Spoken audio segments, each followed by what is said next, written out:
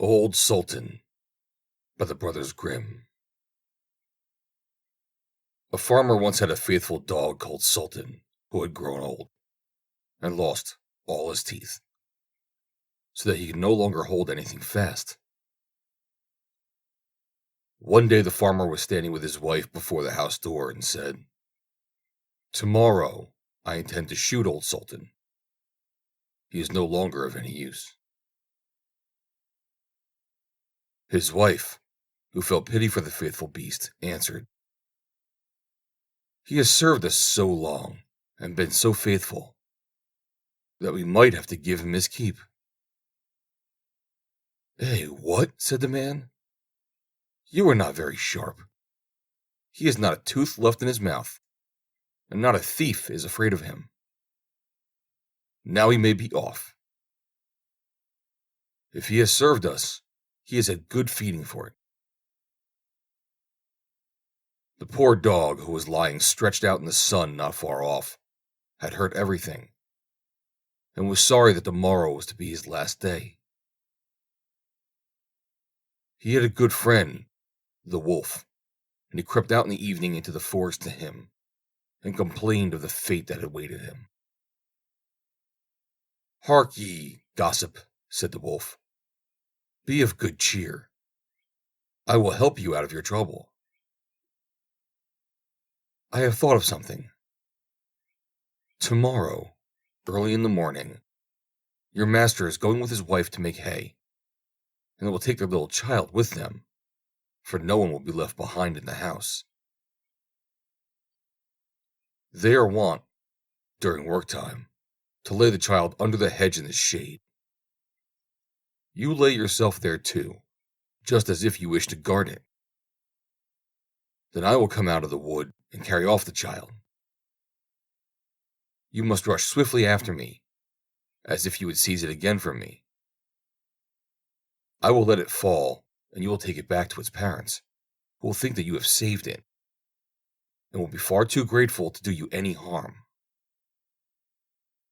On the contrary, you will be high in favor, and they will never let you want for anything again." The plan pleased the dog, and it was carried out just as it was arranged. The father screamed when he saw the wolf running across the field with his child, but when old Sultan brought it back, then he was full of joy, and stroked him and said, "Not a hair of yours shall be hurt. You shall eat my bread free as long as you live." And to his wife he said, "Go home at once and make old Sultan some bread sop, that he will not have to bite, and bring the pillow out of my bed. I will give him that to lie upon." Henceforth, old Sultan was as well off as he could wish to be.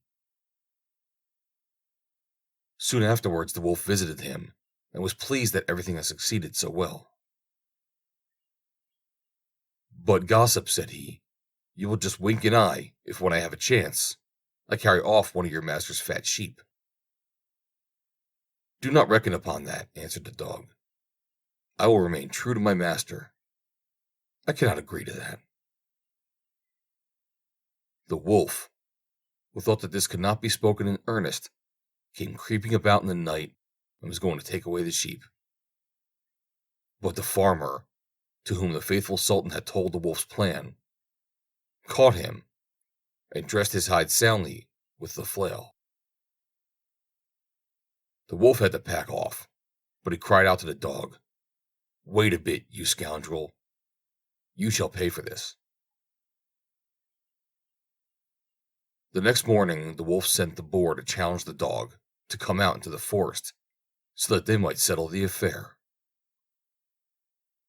Old Sultan could find no one to stand by him but a cat with only 3 legs. And as they went out together, the poor cat limped along, and at the same time stretched out her tail into the air with pain. The wolf and his friend were already on the spot appointed, but when they saw their enemy coming, they thought that he was bringing a saber with him, for they mistook the outstretched tail of the cat for one. When the poor beast hopped on its 3 legs, they could only think every time that it was picking up a stone to throw at them. So they were both afraid. The wild boar crept into the underwood, and the wolf jumped up a tree. The dog and the cat, when they came up, wondered that there was no one to be seen. The wild boar, however, had not been able to hide himself altogether, and one of his ears was still to be seen. Whilst the cat was looking carefully about, the boar moved his ear. The cat, who thought it was a mouse moving there, jumped upon it and bit it hard. The boar made a fearful noise and ran away, crying out, "The guilty one is up in the tree."